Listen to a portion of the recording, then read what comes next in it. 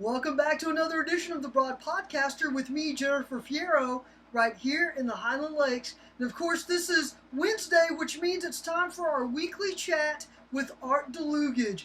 We're going to do a few things differently since most of the teams that we cover are busy doing June leagues where, to be honest, I'm still trying to hear back from some of our area coaches since they have been super busy trying to get all of their kids situated with 7-on-7 state qualifying tournaments. And then, of course, now we are adding more sports to the summer calendar.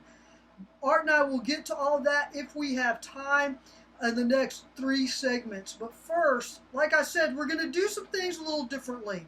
So today we're going to be talking more about ball games that are happening tonight of national interest. And we're going to start with the Texas softball team that is playing Oklahoma, what everybody is calling the Red River rivalry at the Women's College World Series for the national championship.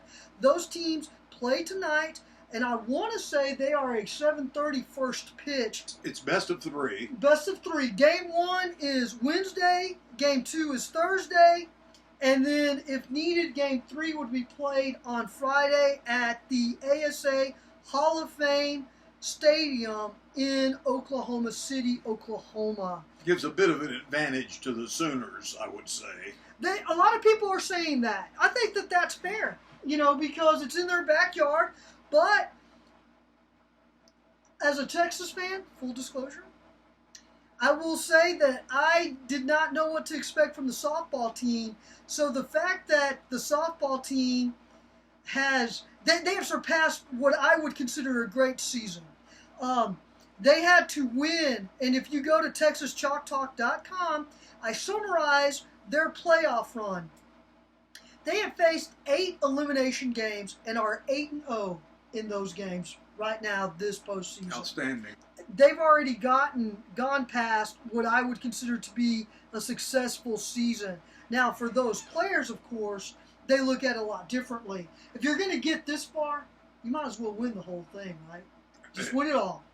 Well, this Oklahoma team that the Longhorns are playing could be one of the greatest ever. Now, Oklahoma has been good the last several years. They are the gold. They are the standard. They are the gold star standard in women's softball on the collegiate level. Led by this Jocelyn Allo, who in her last game against UCLA, a 15-0 win, she goes 4 for 4, 1 grand slam, 1 3-run homer, and 7 RBIs. Yeah, and don't forget that since they won 15-0, that game was actually over in 5 innings. Yes. And it was an elimination game where UCLA had to win to force a second game, a doubleheader, where there was a 30 minutes between the two games.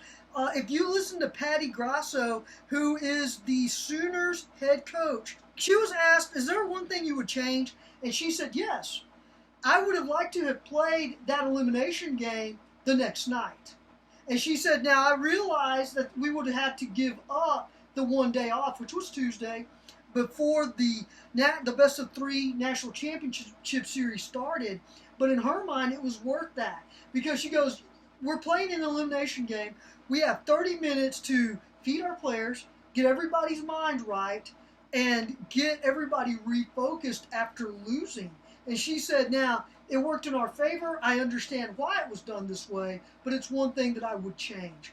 That is a 7:30 first pitch on ESPN tonight, ESPN2 tomorrow night. That's Thursday night. Also, and that is also a different time. Game 2 on Thursday, 6:30 p.m. on ESPN2. Also best of 3. This is the Women's College World Series National Championship. These are always a best of 3 and have been for the last several years. And interesting, as you mentioned, Red River rivalry. First time that I'm aware of. Well, it is the first time in softball. The University of Texas has never gotten this far. Not even with the great Kat Osterman, who has been in Oklahoma City to watch the Longhorns play. They don't like the word Lady Longhorns anymore, but I'm old school. That's how I grew up cheering for them. It's been an outstanding spring for UT sports, athletics, no question about it. Here's what I want to say to the fall sports teams. You need to get your acts together. Get it together. Okay? Get it together, football. Get it together. Get it together, men's basketball. Y'all pick up the slack here because the spring sports are showing what everybody likes to say on this campus about Texas fight. Y'all need to get it together. What do you say? Well, I think they're going to do well, football and basketball. I think last year's football season was just an absolute crazy bunch of games where Texas had the big leads and couldn't hold them. I don't think that's going to happen 2 years in a row. I think the head coach, Sarkisian, is a good one, and I think Texas will do fine. The quarterback, Quinn Ewers, I know you're a fan of his. Yes, I am. And it will be a fun year, I say, for the Longhorns. And I'm not that big a Longhorn fan, as having graduated from Baylor. So I just have to admit that. Well, and I not that I forgive you for that, but that's one of the things that always makes our conversations fun. It is 4 national titles. The women's tennis team did win the Division I national championship. That's just an absolutely near unprecedented spring for Texas. Yes, and in the Directors' Cup, which is the same thing that the UIL is doing now, you're giving points based off of finishes or awarding points based off finishes. Believe it or not, Stanford is still about 10 points ahead in first place. Texas is in third place right now going into this championship weekend. So I don't know that all of the points have been calculated or not. Obviously, the big one for UT is going to be the NCAA Division I Track and Field Outdoor Championship. It'll be interesting to see what Texas does there on top of the College World Series for the softball team. And then can the baseball team go to East Carolina and win 2 out of 3 to advance to the College World Series? Outstanding year for the Longhorn baseball team, to be sure. Started the season ranked number 1. Didn't finish that way, but still, to make it to Super Regionals is outstanding. Agreed. All right, so let me ask you this. While we're here, another game tonight that you and I will be closely watching, you a little more than me. The NBA Finals, Game 3 between the Golden State Warriors and the Celtics. That series is tied at 1 apiece.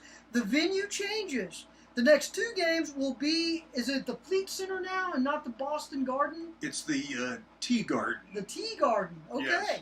All right, so 2 games there in Boston. Your thoughts on this series? What a cop-out this will be for me. I'd say it's a toss-up. I really do. Boston has the home court advantage in that it could have 3 home games if it goes 7, and the Warriors have 2 left if that's the way it goes. So that gives the Celtics a bit of an advantage. I will say this, as they always say, that it would be great for the Warriors if they can split in Boston. That would be great if they won twice. But if they split, to come to be 2-2, and then to play Game 5 in San Francisco would give them the advantage back. So we'll just see how that plays out. 2 superb teams for sure. Boston led by Jason Tatum. He's just outstanding. Jaylen Brown, and the Warriors led by Steph Curry, Klay Thompson, Jordan Poole, Draymond Green. But Boston proved in Game 1 they can handle the Warriors. Yeah, you bet. Okay, that's it for segment 1. We're going to close this one out, and when we come back, we're going to talk a little more college baseball and then tie that back into Texas high school baseball and the connections there. Stay with us. We'll be back. Segment number 2 coming right up. And please, before I forget, like, subscribe, and share this channel, and please help it grow. Jennifer Fierro, your broad podcaster with Art Dlugach, We'll be right back.